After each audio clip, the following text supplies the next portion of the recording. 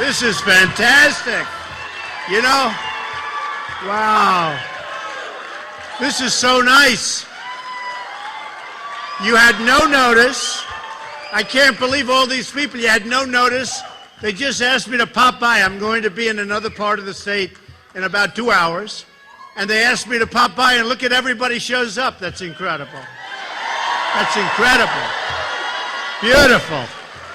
And I appreciate it. You know, we had a nice flight in, and I said, there won't be any way I can do this. And they said, please, could you just come for a little while, just say a few words? And to have this kind of a turnout is just fantastic. We appreciate it.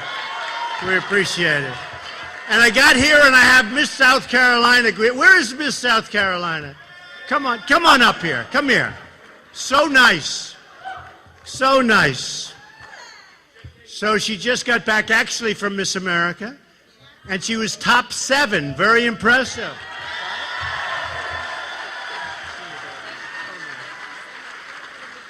And she has a fantastic voice. Would you like to see? I wouldn't mind. I'd rather have her sing than me talk, if you want to know the truth. Well, I want to just congratulate you, darling. It's a fantastic job. Great going. It's good.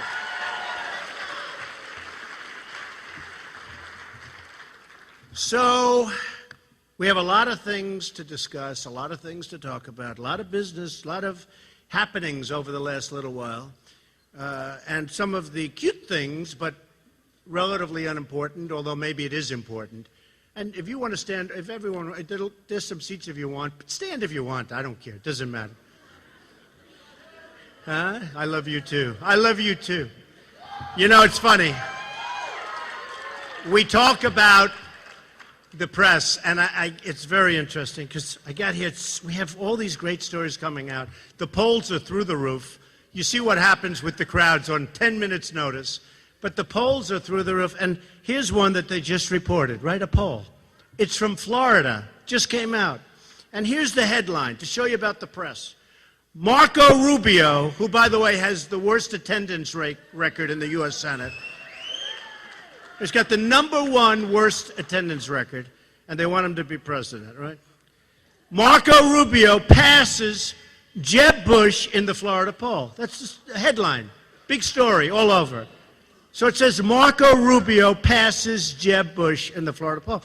So I say, oh, that's too bad. I guess I thought I would do well in Florida. And then the first sentence is, Donald Trump is the winner. But I'm not in the headline. No, think about it. So here's the story. Rubio passes Bush, headline, big headline. But Trump has 31.5%. Rubio has 19.2%, and Bush has 11.3%, but I'm not in the headline. Now that tells you about the press, right? Do you think there's a little bit of a problem maybe that they have with me? I don't know. Here, you can, who wants it, right? Here, you got it. Give it to her. Then one that is even more bothersome, frankly, is Boeing. So Boeing, and I've been talking about this for a long time, Boeing is going to sell 300 jets to China, but as part of the deal, they're going to set up a massive plant in a big section of China. They're going to build planes over in China. And you tell me why. Why aren't they building them here and sending them? They're building them over there. They're going to build them over there. Believe me, that'll end up being their biggest. That'll end up being their best. That'll end up taking a tremendous number of jobs away from the United States. And people can say whatever they want, but that's not good stuff. You know, the other day, I asked my people to go out and check, what is the trade deficit with China? And by the way, I didn't say, like, how are we doing? I didn't say, are we doing well with China? Are we making money with China? I said, what is the trade deficit? All right, there's only one thing it could be, right? We know that. So it's close to $400 billion a year. Can you believe this? And this has been going on for years. Close to $400 billion. And that's China. Japan is close to $70 billion a year. Mexico I love Mexico. I love China. I love Japan. I love them all. But we don't have the right people representing us. And you know that, right? Stand up. Will you stand up? What a great job. Come here, come here, come here. What a great job you've done. He got me over here. And you know what? I get a lot of money to make speeches and things. He got me for nothing, meaning he's a tough negotiator. Come here. Thank you, sir. Great job. Thank you, sir. Thank you. Absolutely. Appreciate it. I want him negotiating for us against China. But we have to take it back. We've got to take it back. We've got to get our people in line. We've got to do things that we just haven't done before. We have lost our way as a country. And we need business people. It's time to get business people in there. You know, when you talk about the African American Chamber of Commerce, I mean, you have people that are great business people. And it's one of the reasons you hear. So many people said, by the way, from your chamber, in the back room, we were meeting with very smart cookies. They all read The Art of the Deal. And you know what I get out of? Nothing. They don't give me 10%, right? But this group, they've all done great. And they should. Last night I did Colbert. Did anybody see that? So the ratings were phenomenal. It had like a 3.7. It beat The Tonight Show with Jimmy Fallon, which I did last week. We had great ratings that too. And it was a great evening. And following me was the gentleman who's a very nice man, Ernest, who negotiated the pact with Iran. And I wrote, Colbert gave me a book. He said, would you do me a favor? Would you write something, a little note? And I wrote him a note. I said, better luck next time. And he was very nice. I mean, look, they're trying. They're trying very hard, but we got to do better. If we're going to make our country great again, look at all these people. We just have to do better. And so we can talk Iran deal. You've heard me before. Disaster. We can talk military. You've heard me before. We're going to build it up. We're going to make it so strong, nobody's going to be messing with us. Believe me. So strong, so good. We're not going to have to use it. I don't think. You know, a lot of these guys, and I say it, it really is terrible. They ask me, what are you going to do in Syria? What are you going to do? Are you going to attack Russia, start World War III? You know, Syria's, I don't want to start World War III over Syria, believe me. But are you going to start? And, you know, Bush got up, and so did Hillary. And she said, Trump's tone, his tone isn't nice. My tone. We need an energetic, we need people with energy. My tone. And, you know, they get up, and we need people that are somewhat unpredictable. I had an article recently, and it was said great things about me from a financial standpoint. Trump's really smart. He's really great. They actually used the word genius, but I won't say that because I don't want to. But they said one of the people that competed with me and actually lost said he's totally unpredictable. You never know what he's going to do. And that's a good thing. That's not a bad thing. That's a good thing. And I saw the other day where Marco was saying that I don't know that much about foreign policy. And I said, wait a minute. I don't like telling people what I want to do all the time. Does that make sense? I am the only one on that stage the other night, which I had a great time, but it shouldn't have been 3 hours. Who ever heard of a 3-hour? You know what happened with CNN? No. Now they're going to turn off their live feed. But you know what happened with CNN?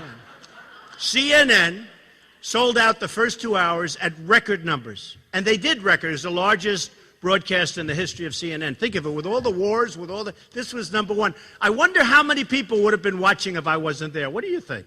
Like 3? 3? So CNN was supposed to get $4,000, I guess, for a 30-second ad. Who knows? But it was supposed to be $4,000. And I think it went to $250. Would you say? They said it was a 4,000% increase, but then they said it was actually higher than projected. That's good by any standard. And they said, you know, I can't blame them. They said, who cares about these people? Who cares about even our audience? Because nobody wants to watch for 3 hours. But they said, We just sold out the first 2 hours at record numbers. So let's let these suckers stand up there for another hour in a room that was 100 degrees. That room was hot. I mean, poor Chris Christie. No, it's true. It's true. No, he's a nice guy. It wasn't fair. It was an amazing thing. I was like a piece of water. Rubio, I've never seen a young guy sweat that much. No, I've never seen, he's drinking water. I never saw anything like this with him with the water. And everybody, Huckabee, nice guy, he was seriously hot. He was soaking wet. I grabbed him around his back. I said, good job. And it was soaking wet. He was drenched. So they had us up there for 3 hours. And it was, I really had a good time. And every poll, every single poll, Drudge, Time Magazine, Slate, every poll said that Trump won the debate. Right? They all said, thank you, thank you. But the pundits don't say that. They really hate me. The pundits don't say that. The people say it, but the pundits. But then, you're right, she just said, who cares? It's true. I tell these stories like I tell the story here on the Florida poll, because the people, the thing I've learned more, and I said this to somebody the other day, the people are really smart. They really know what's going on. They don't believe. You would think if I'm sitting home watching television, and I heard some of these people speaking, you would sort of, oh, that's right, that they don't believe the things that are said. They really are smart. The people that are watching, like the debates and everything else, I am so impressed. And I think more than anything else, that's what's impressed me most, is how really intelligent the public is. It's incredible. No, it's incredible. Thank you. So it's been an amazing journey for me. It's been a lot of fun. I never thought I'd be a politician in my life. He said, I'm not. Yeah, I guess you're right. I'm not. I refuse. So here's a poll that came out recently that I love, because generally, Republicans do not do well with African Americans. Do we agree in terms of voting? Okay? But here's one. Trump receives 25% of the black vote in general election matchup. 25%. Now, and that's in the general election. A very respected poll. Now, that's 25% of the black vote. As somebody said who's very much into this stuff, they said, if you get 25% of the African-American vote, the election's over. You win. It's unheard of. It's unheard of. And I have a lot of friends, African-Americans in New York. They say, you're going to get most of the vote. I was actually disappointed with the 25%, and the standard number's like 9 or 8. What is it, like 8%? But they say the election's over. And there's another group. A lot of people didn't get up and vote for Mitt Romney. They didn't get up. They just stood home. And I don't exactly know why, but they stayed home. And you would have thought, had they voted, Romney would have won. Had they voted, but they didn't vote. So something happened. And it was just a lack of something. It was a lack of appeal. Why what? He calls it low energy. No, that could happen again, but with somebody else. Such an important term, energy. It's such an important term in so many different ways. You can be great, you can be wonderful. You got to have that boom. You got to have that enthusiasm. And if you don't have it, it's just not going to happen. It's just not going to happen. So when I saw this, I was so happy. I was so thrilled to see it. Now, super PACs. I've been watching this whole process play out. And I've been saying, as you know, I'm self-funding my campaign. When I come here, when I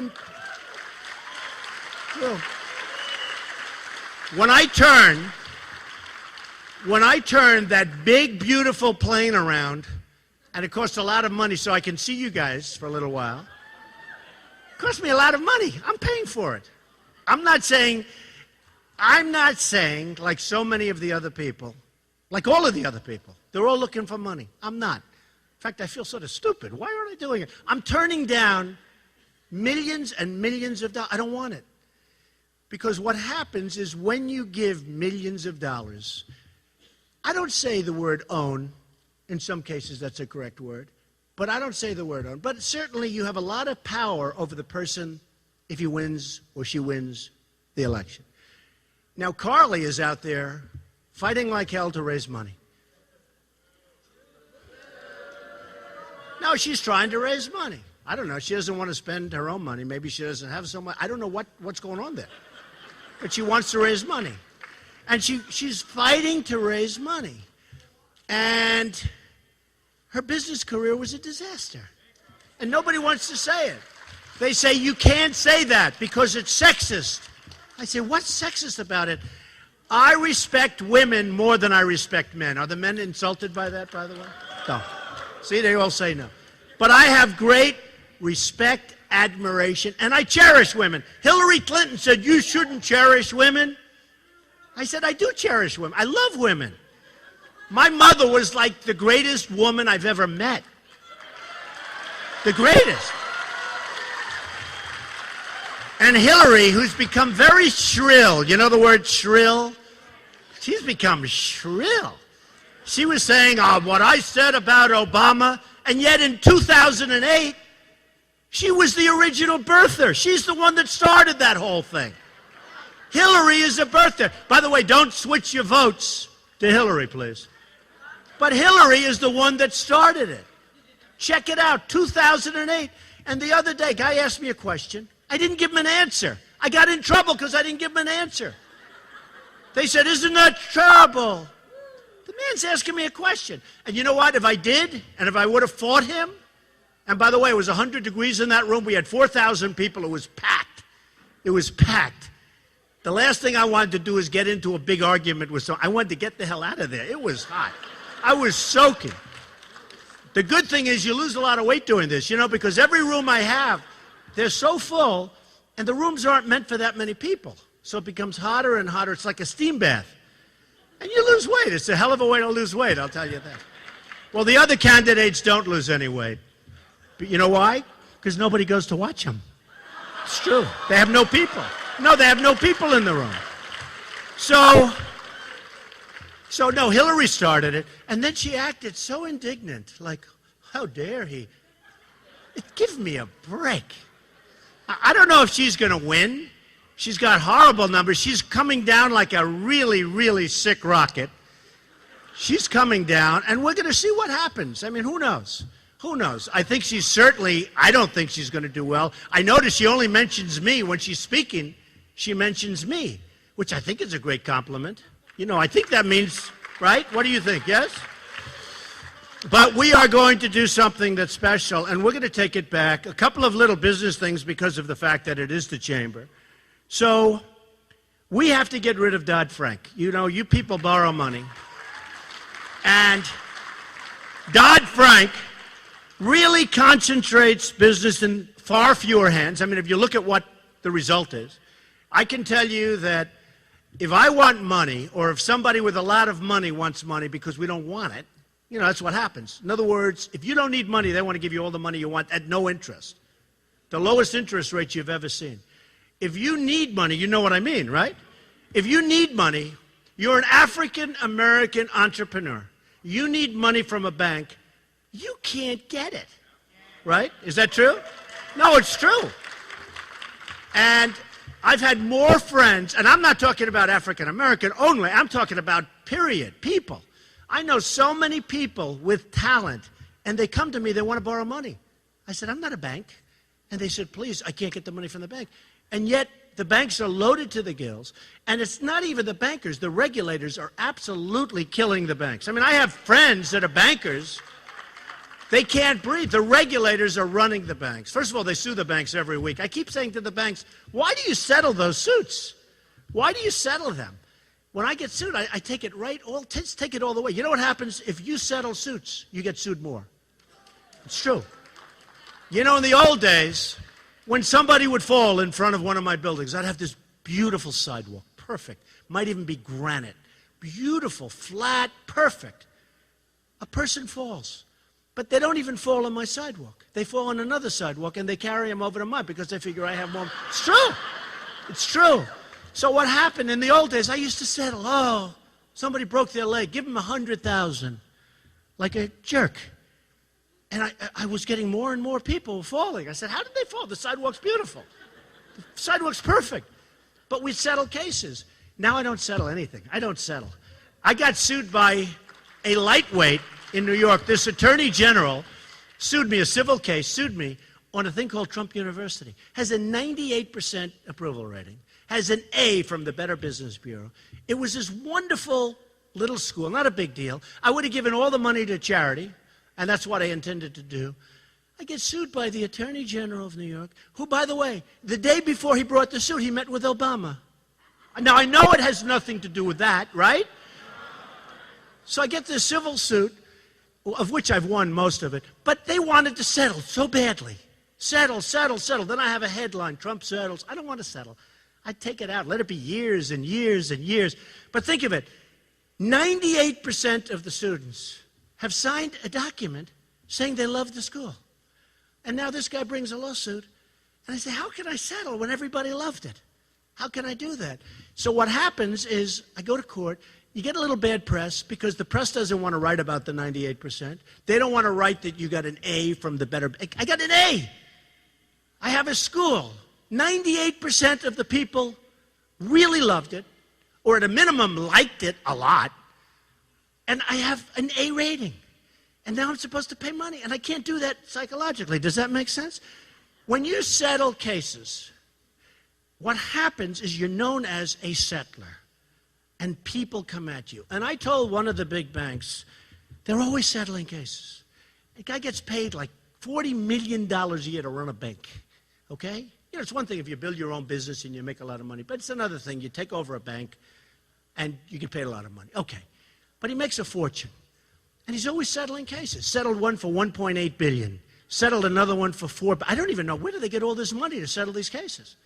But you hear they're being sued by the regulators. 2 weeks later, they settle. I said, get yourself a really good lawyer and let him fight it for the next 10 years. Because every time they settle the case, 2 weeks later, they get sued again. Because they're known as weak, pathetic people. It's true. It's true. And he tells me, here's the excuse, Don, we're a public company, and we don't like this hanging overhead. I said, you gave $2 billion. I mean, there's some at $10 billion, $7 billion. You know, a lot of times you'll settle a case because the legal fees are more than the case. I can't even do that. Because mentally, psychologically, I had a case in Chicago. A woman gave me, these are approximate numbers, gave me $500,000, and she wanted to, it's sort of interesting, I mean, because it's life. This is life. Do you like this stuff? This is better than some guy talking about nonsense, right? Now, the press will say, oh, he didn't talk about something that nobody wants to hear about in this group. We have young, smart people. We have entrepreneurs. They want to hear this stuff. Am I correct, Chamber of Commerce? This is better. I get sued in Chicago by a vicious, vicious woman who happened to be elderly, but she was vicious. So right away, I'm like in a bad position. So she puts up like something like $500,000 to buy an apartment from me in Chicago, and the market collapsed. So she got the money up. It's called buyer's remorse, you know, change. So she puts up the money. She's very happy. The apartment's beautiful. Market collapsed. Doesn't want to close. So let's say, I don't know the exact numbers. Let's say the apartment's $2 million. But she didn't want $2 million. She wanted $5 million. She didn't want $500,000. She didn't want her deposit back. I wouldn't have given it back, by the way. No, I wouldn't have given it back. But even if I wanted to, so she puts up $500,000, and I think she wanted like $4 or $5 million. I said, for what? Well, the ceiling wasn't painted the color. You know, I mean, all excuses, right? All excuses. And I said, I'm not going to settle. The press loved it. You probably remember the case in Chicago.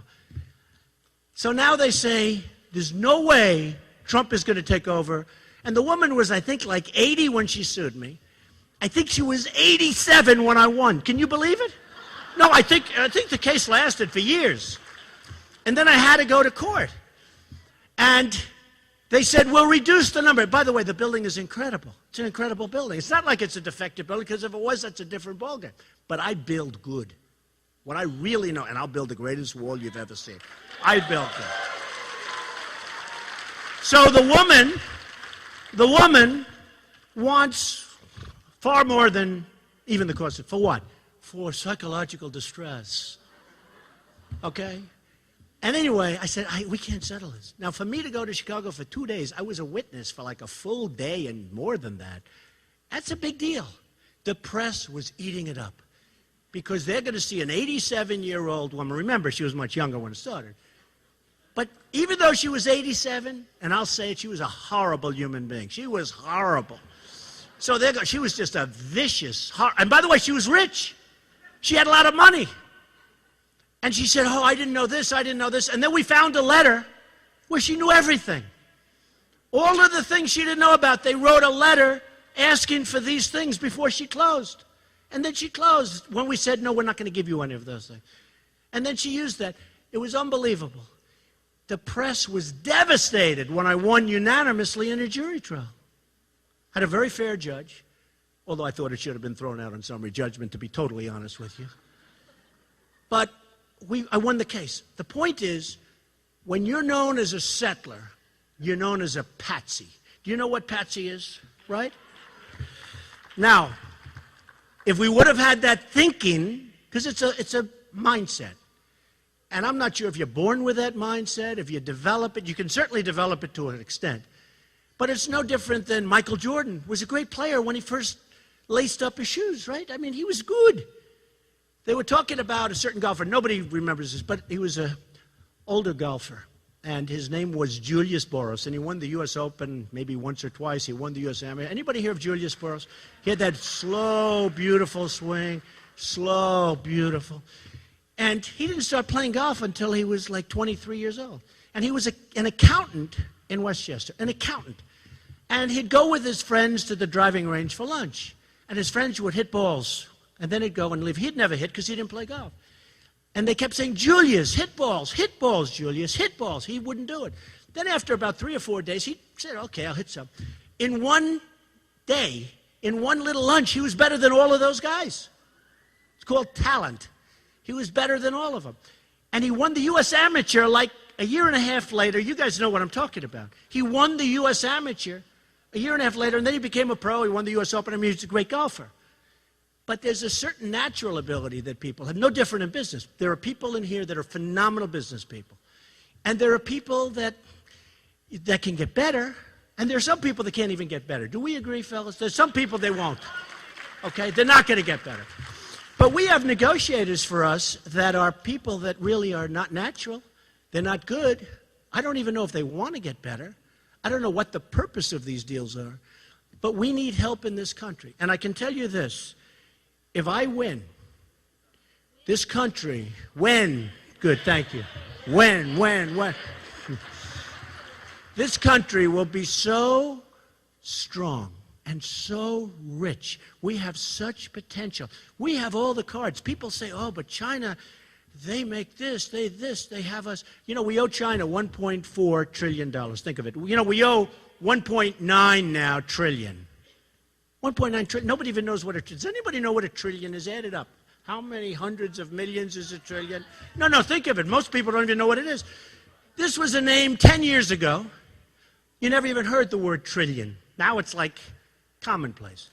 But China, Japan, Mexico is becoming the new China. They are taking our bit. Nabisco's moving into Mexico now. I'm not eating Oreos anymore, believe me. Ford, or many of the car companies are going in. But that's not going to happen with me. We're going to have a great relationship with Mexico. But that's not going to happen with me. We're going to have fair. I want the jobs here. But think of it. So China, it's impossible for us to do business with them. As per the article, Boeing is going to get an order, but they're going to build a plant. And I guarantee you, China said, we're going to order planes, but for us to do that, we want you to build a massive plant. Well, what the hell good does that do us? That means that in a few years, they're going to be making the planes in China like they're making everything else. We've got to put a stop to it. We've got to put a stop to it. So, if and when, I'll say if and when. Because, you know, if I say when, you got all those cameras back there. If I say when, they're going to say, he's so arrogant. He's so arrogant. I'll tell you another funny poll. I'll tell you another funny poll story. The other day, a number of polls came out, and they came out, and they were all good. CNN was good. It was 24%. NBC was 29, almost 30%. Then you had Zogby, which was, I think, 32 or 33%, and you had another one at 32 or 33%. They're all like really high, killing everybody. Now, in CNN, I was beating everybody pretty badly. But that's the only poll they showed. They didn't show the other ones. I said, I wonder why, right? So we're fighting, there's a whole big thing going on. We're fighting something that's very, very unique. But, so I'm going to say, if and when I win, this country is going to be so strong. It's going to be so rich. We're going to have so many jobs. You have to understand that our blood is being drained out of us by other countries with their devaluation of the currencies. They're draining us. You know, we make product better than China. If you look at our furniture, well, you know, from South Carolina, from North Carolina, you know the great furniture. If you look at our furniture, if you look at all of our, we do better. We do better than, it's better quality. I have a friend, he just ordered a massive amount of furniture from China. He's going crazy in a hotel. People sit in the chair and the chair breaks. It's like, they go down for the count. But they devalue their currency and they make it impossible for our companies to compete. And we can't let that happen. We can't let it happen. When Japan sells us thousands and thousands of cars, millions of cars, and they come in, I was in Los Angeles a few weeks ago, biggest ships I've ever seen, biggest I've ever seen. And they're floating in cars. We sell them beef. And then when the beef gets there, they don't want it. Now you tell me about beef that's sitting there back and forth for a couple of months. I don't want it. Maybe that's why they call it Kobe beef. It's aged. You know, maybe. No, it's aged beef. And they charge more money for it. But, no, think of it. We sell them beef and things like that. But it's a tiny fraction compared. And then we have a trade deficit of the kind of money that I went over. And when we have the proper negotiators, and I know the best in the world, they're all calling me. You got to give me a couple of names. I want a couple of really good African-American negotiators. Stand up. Do you want to do it a little bit? I'll take you right now. I'll take you right now. I love that. And you have some great negotiators. I know that. But I have guys call me the biggest people in business. Because, you know, nobody thought I was going to run. They said, why would he run? He's got this wonderful family, wonderful company. Why would he run? Why would he put himself through this? And I'm actually asking that question myself. But why would he do it? And nobody thought I was going to run. And they weren't even polling me. They weren't putting me in polls. And my wife said, you know if you run, you know you're going to win. She's actually very smart. No, it's true. Because I see the way people react. But if they poll you before you announce, you're never going to get anything because, frankly, nobody believes you're going to win no matter what. Nobody believes. And it doesn't matter if you say, I'm running, I'm telling you. If they say Donald Trump is running, will you vote? They're saying he's not running. But she said, you know, if you actually announce, you're going to win. I said, all right. A few people told me that. But my wife said it very strongly because she's with me and we go out and we have a lot of fun and people go sort of crazy because they want help. They want to see this country be strong and they want it run by smart people. They want it run by smart people. So I announced, and immediately, in fact, some people still didn't put me in the poll. They said, well, he's just doing this to build up his brand, build up my brand. Macy's canceled me because they thought I was too tough. Macy's, they were very loyal. You know, one of my best friends was the head of Macy's. Donald, I hear we're going to have pickets in the front of Macy's. Oh, that's a horrible thing. Could I cancel your ties? I said, cancel them. They're made in China. Who the hell cares? True. No, Macy's, I will tell you, Macy's was very disloyal. And, you know, a number of others. I mean, I had to sue, as you know, Univision. Which suit is pending, which suit I will win a lot of money. They broke a contract. They never even sent me a letter for the Miss Universe pageant.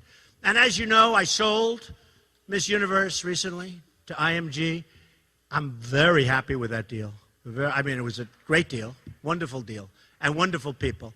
And I bought NBC out and I sold, and it was great. But you know, we need the kind of people that will never let us down. They never.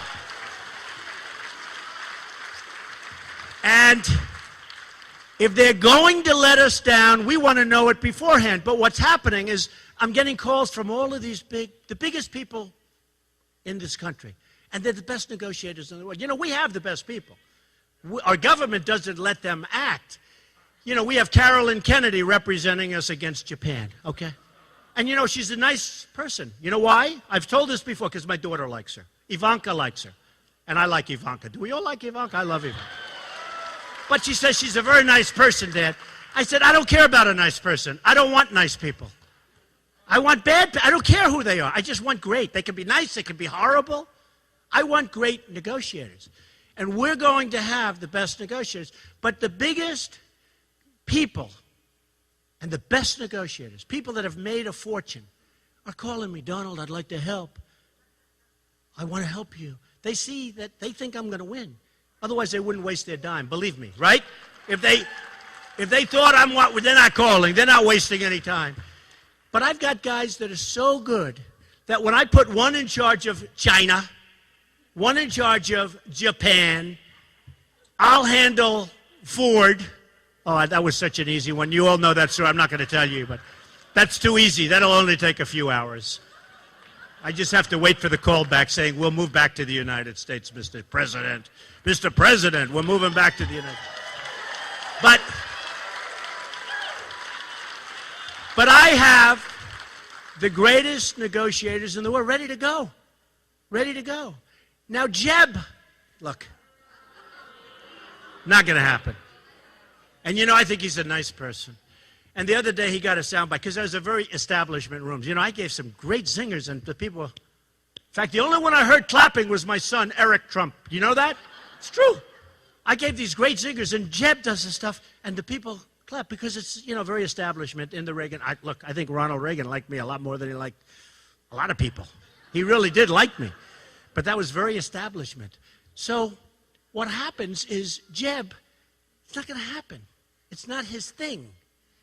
And he's a nice person. Honestly, it's not Hillary's thing. It's not Hillary. It's not Marco Rubio's thing. I mean, Marco Rubio, as an example, he's got no money, zero. Now, I think that's okay. It's fine. Maybe it's good politically to say you owe money because you overborrowed your credit cards. Got nothing. I mean, he's got nothing. Maybe he should, like, practice. You know, he goes to the Senate, and then he once has said, let's go, I'm going to go over here. I'm going to run against my mentor. And I'll tell you one thing. Jeb was the mentor for Marco Rubio, right? You've heard that. And everybody said, well, Marco will never run because Jeb Bush, who was the governor then, even though I'm killing him here, Jeb Bush was the governor, and Marco will never run because of respect for his mentor. And I figured the same thing, because I'm a very loyal person. I wouldn't have done it ever. I think it's very disloyal. So Jeb Bush was this mentor. And I'm saying, well, he's not going to run because, and everybody's saying that. He announced he's going to run because he's overly ambitious, too young, and I have better hair than he does, right? Do we agree? Do I have better hair than he does? And there's an age gap. There's an age gap. But I say that, and this is what bothers me about politicians. So he announces he's going to run. And they go to Jeb. What do you think of Marco Rubio? He's my dear, dear friend. He's wonderful. He's a wonderful person. I'm so happy that he's running. Give me a break.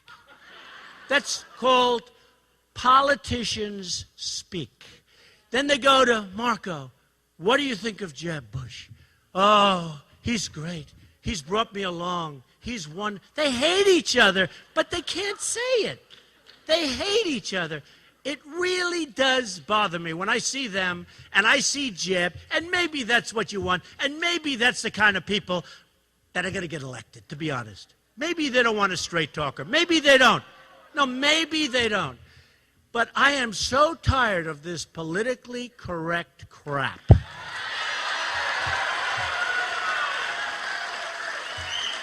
Just tired of it.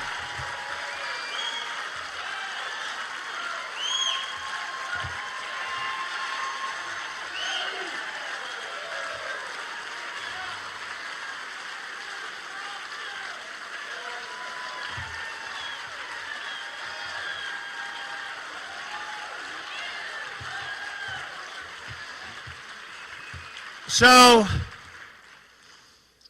we're going to go out. We're going to fight hard. I'm not taking money, as I said before. And I am going to win, and we're going to turn our great country around, and we are going to do something. We are going to do something that maybe has never been done before. But we're going to turn it around. We're going to make it great again. You're going to be so proud that you were in this room.